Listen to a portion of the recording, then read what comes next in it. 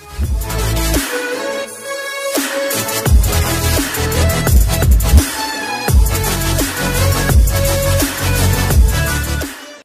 lupa subscribe channel ini dan nyalakan loncengnya.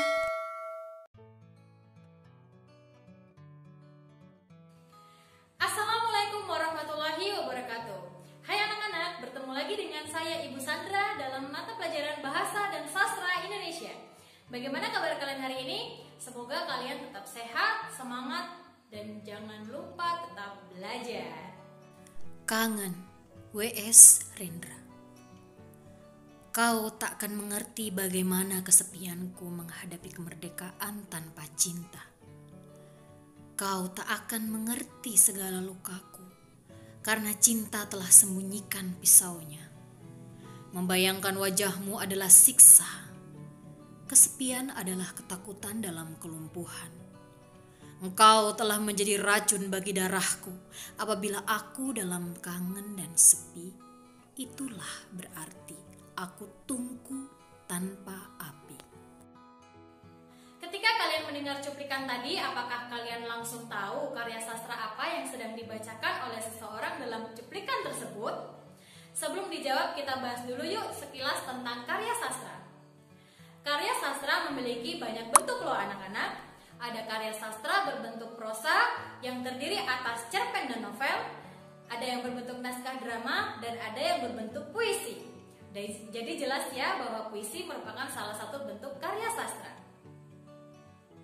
Anak-anak, kalian pasti sudah terbiasa ya melihat atau membaca teks puisi. Nah, sekarang Ibu mau tanya, tahukah kalian apa itu puisi? Mari kita cek KBBI untuk mengetahui definisi puisi. Dalam KBBI, kata puisi ternyata memiliki 3 definisi loh anak-anak. Pertama, puisi adalah ragam sastra yang bahasanya terikat oleh irama, matra, rima, serta penyusunan lirik dan bait. Definisi kedua, puisi adalah gubahan dalam bahasa yang bentuknya dipilih dan ditata secara cermat, sehingga mempertajam kesadaran orang akan pengalaman hidup dan membangkitkan tanggapan khusus lewat penataan bunyi, irama, dan makna khusus. Dan yang ketiga, puisi memiliki nama lain yaitu sajak. Tetapi anak-anak, selain merujuk pada KBBI, ada baiknya kita juga mencari sumber lain untuk memahami definisi atau pengertian dari puisi.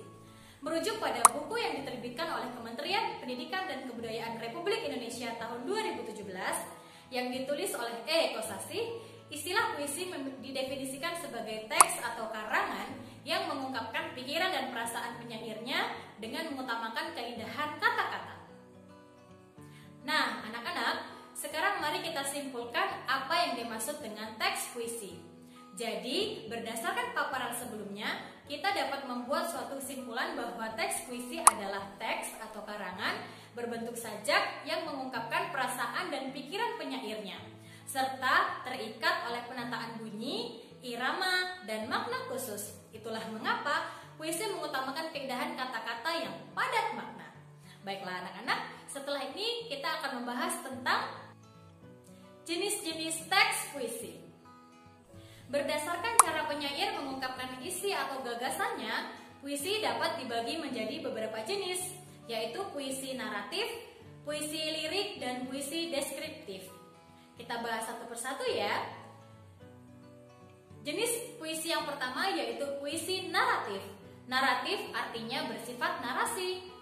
Jadi puisi naratif adalah puisi yang mengungkapkan cerita atau penjelasan penyair. Puisi naratif ini terbagi menjadi 2 nih anak-anak. Ada yang disebut balada, ada yang disebut romansa. Balada adalah puisi yang berisi cerita tentang orang-orang perkasa ataupun tokoh pujaan. Puisi balada ini pernah ditulis oleh salah satu penyair ternama Indonesia yaitu W.S. Rendra dengan judul Balada Orang-orang Tercinta dari Blues untuk Bonnie. Jenis puisi naratif kedua yaitu romansa. Romansa adalah jenis puisi cerita yang menggunakan bahasa romantik yang berisi kisah percintaan yang diselingi perkelahian juga petualangan. Contoh romansa yang berisi kisah petualangan pernah ditulis oleh Ramadan KH dengan judul Romance Perjalanan. Jenis puisi yang kedua adalah puisi lirik. Puisi ini terbagi lagi ke dalam 3 kategori ya anak-anak, antara lain elegi, serenada, dan ode. Elegi adalah puisi yang mengungkapkan perasaan duka. Contohnya Elegi Jakarta karya Asrul Sani. Selanjutnya yaitu serenada. Kata serenada berarti nyanyian yang tepat untuk dinyanyikan pada waktu senja. Dalam kaitannya dengan jenis puisi, serenada berarti sajak percintaan yang dapat dinyanyikan. Contoh serenada dapat kita temukan pada 5 kumpulan sajak karya W.S. Rendra. Antara lain berjudul Serenada Hitam, Serenada Biru, Serenada Merah Jambu, Serenada Ungu, dan Serenada Kelabu. Warna-warna dalam judul serenada tersebut melambangkan sifat nyanyian cinta yang kadang membahagiakan, kadang menyedihkan, dan kadang mengecewakan. Terakhir yaitu ode. Ode adalah puisi yang berisi pujian yang dapat ditujukan untuk seseorang, suatu hal maupun suatu keadaan. Misal ode yang ditujukan untuk memuja tokoh antara lain berjudul Teratai karya Sanusi Pane, Diponegoro karya Chairil Anwar, dan ode buat proklamator karya Leon Agusta. Jenis puisi yang ketiga yaitu puisi deskriptif. Dalam puisi ini penyair bertindak sebagai pemberi kesan terhadap keadaan atau peristiwa, benda maupun suasana yang menarik perhatiannya. Yang termasuk dalam puisi deskriptif ini antara lain yaitu satire dan puisi kritik sosial. Satire adalah puisi yang mengungkapkan perasaan tidak puas penyair terhadap suatu keadaan, tetapi dilakukan dengan cara menyindir atau menyatakan hal sebaliknya. Adapun puisi kritik sosial adalah puisi yang juga merupakan ungkapan ketidakpuasan penyair terhadap suatu keadaan, tetapi dengan cara membeberkan kepincangan atau ketimpangan yang terjadi. Nah, anak-anak, berdasarkan cara penyair mengungkapkan perasaannya, puisi dibagi menjadi 3 jenis ya, yaitu puisi naratif, puisi lirik, dan puisi deskriptif. Puisi naratif terdiri atas balada dan romansa, puisi lirik terdiri atas elegi, serenada, dan ode, serta puisi deskriptif yang terdiri atas satire dan puisi kritik sosial. Pernahkah kalian kebingungan saat harus membawakan sesuatu? Tahukah kalian bahwa dengan kaitannya dengan bawa-membawa, bukan hanya benda saja loh yang dapat dibawa, puisi juga bisa dibawakan atau ditampilkan. Dalam kaitannya dengan membawakan puisi dapat dilakukan dengan beberapa cara nih anak-anak. Antara lain yaitu membaca puisi, deklamasi puisi, musikalisasi puisi, dan dramatisasi puisi. Membaca puisi adalah perbuatan menyampaikan teks puisi dengan bahasa lisan. Pembaca lebih mengutamakan diterimanya pesan penyair, sehingga dalam kegiatan membaca puisi, teks puisi dapat digunakan atau dibawa saat sedang menampilkan pembacaan puisi.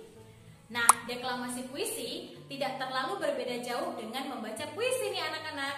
Perbedaannya terletak pada ditampilkannya luapan kejiwaan secara nyata berupa gerakan tangan ataupun kaki. Selain itu, saat berdeklamasi tidak membawa teks puisinya, melainkan puisinya harus dihafal oleh orang yang berdeklamasi. Nah, anak-anak, kalau musikalisasi puisi ini adalah mengubah puisi menjadi sebuah lagu. Dalam musikalisasi puisi, antara puisi dan musik harus memiliki keselarasan. Hal penting dalam musikalisasi puisi adalah tidak diperkenankan mengganti atau mengubah kata dalam puisi.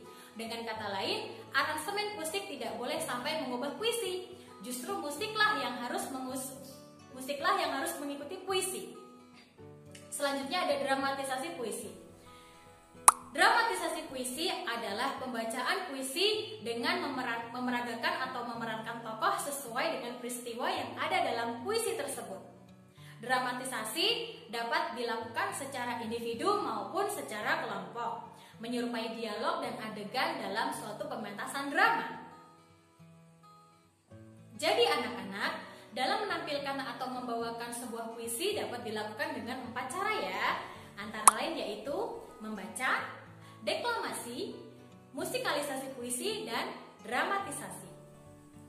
Jika membaca dapat membawa teks, jika deklamasi harus menghafalkan, jika musikalisasi diiringi musik namun jangan sampai puisinya diubah, dan dramatisasi dengan cara diperankan atau diperagakan seperti dalam pementasan drama. Apalagi ya tentang puisi yang akan kita bahas? Yang akan kita bahas selanjutnya yaitu aspek-aspek dalam membawakan sebuah puisi. Bungaku, oh bungaku, engkau mekar menghiasi kebunku. Kuhirup semerbak wangimu, kusiram agar subur dirimu. Terima kasih bungaku, indah kebunku karena dirimu. Dari sekian cara yang dapat digunakan untuk menampilkan puisi, manakah yang sudah kalian pernah lihat? Pembacaan, deklamasi, musikalisasi, atau dramatisasi? Tahukah kalian bahwa khusus dalam kaitannya dengan pembacaan puisi, terdapat hal-hal yang harus diperhatikan dengan baik loh? Mari kita sebut hal-hal tersebut sebagai aspek-aspek pembacaan puisi. Aspek-aspek yang harus diperhatikan dalam pembacaan puisi antara lain yaitu ada ekspresi, lafal, tekanan, dan intonasi. Ekspresi dalam pembacaan puisi berkaitan dengan mengungkapkan maksud, gagasan, atau perasaan suatu puisi melalui raut wajah secara tepat. Ekspresi ini penting agar dalam proses pengungkapan maksud, gagasan, dan perasaan dalam puisi dapat tersampaikan dengan tepat. Selain ekspresi, hal penting lainnya yaitu lafal. Lafal berarti ucapan seseorang pada huruf atau kata. Lafal berkaitan erat dengan penjelasan suatu kata. Misal sedang melafalkan suatu kata tatap, jangan sampai tertukar dengan kata tetap. Atau kata malas tertukar dengan kata melas, kata jalang dan kata jelang, dan lain sebagainya. Ketiga, ada aspek tekanan.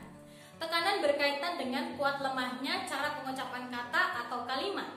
Tekanan dalam pembacaan puisi berfungsi menegaskan bagian kata yang satu dengan kata yang lainnya, sehingga mempertegas pesan dalam puisi yang dibacakan.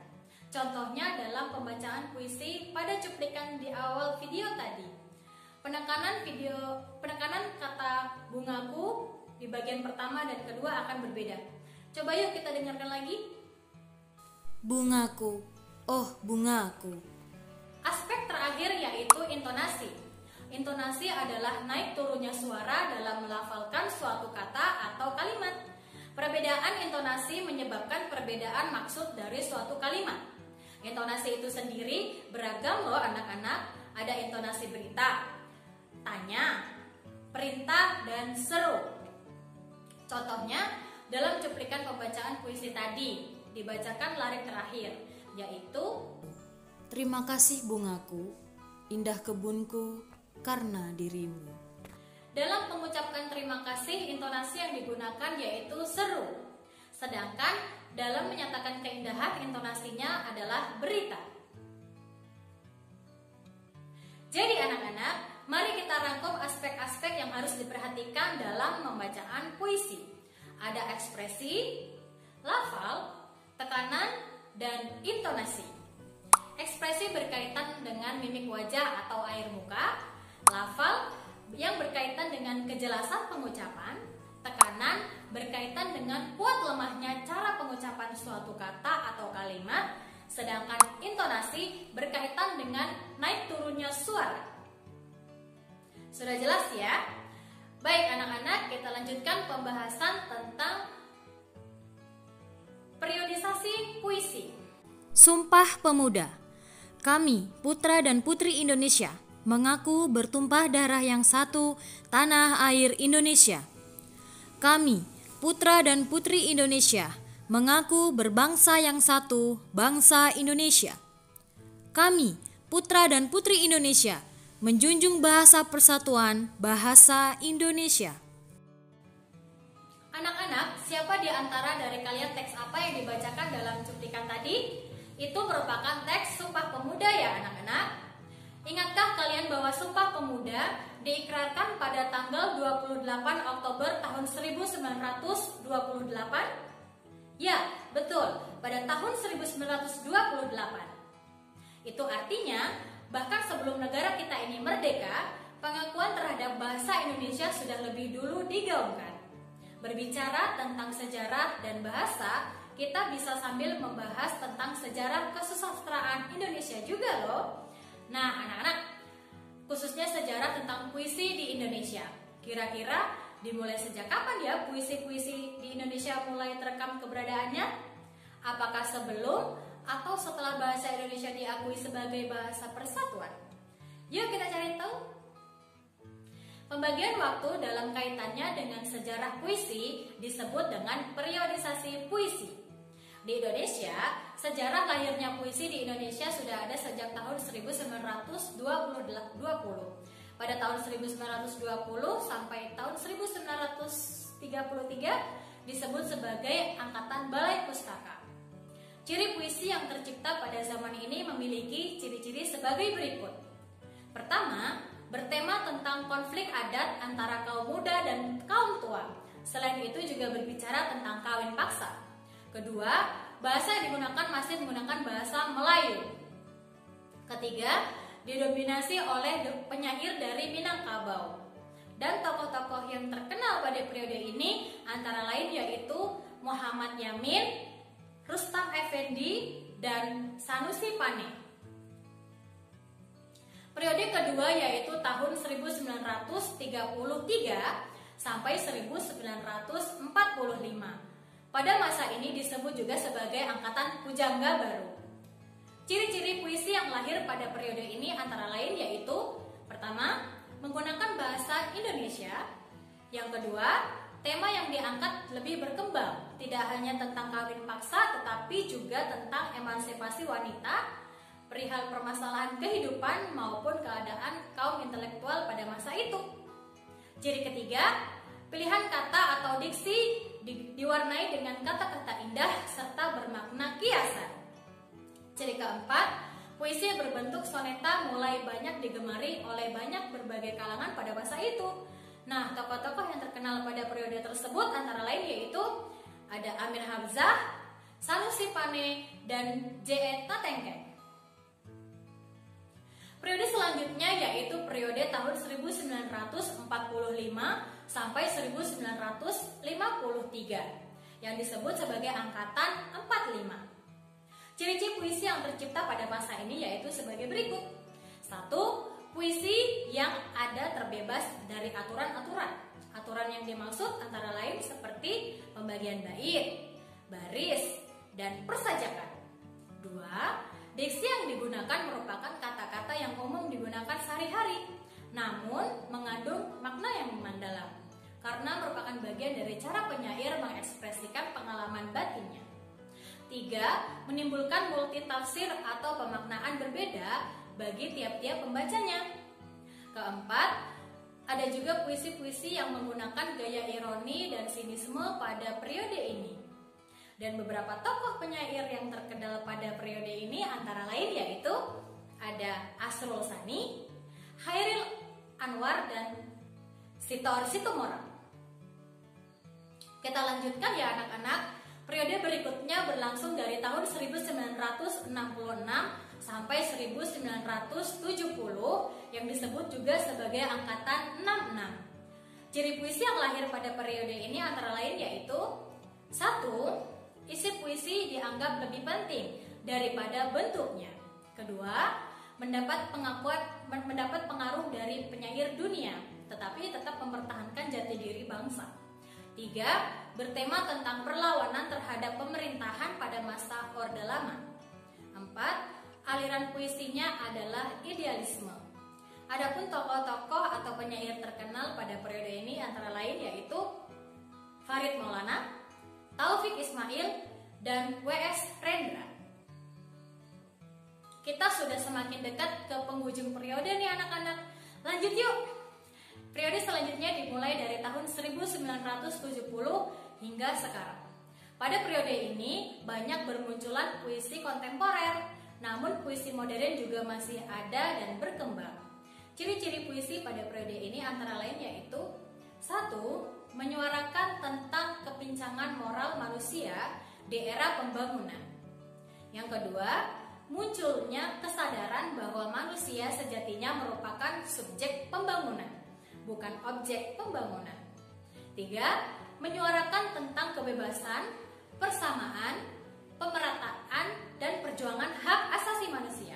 Sebagian besar muncul dalam bentuk kritik yang dikemas sebagai puisi. Beberapa penyair yang terkenal pada periode ini antara lain yaitu M.H. Ainun Nadjib, Remi Silado, dan Sutarji Kalsumbari.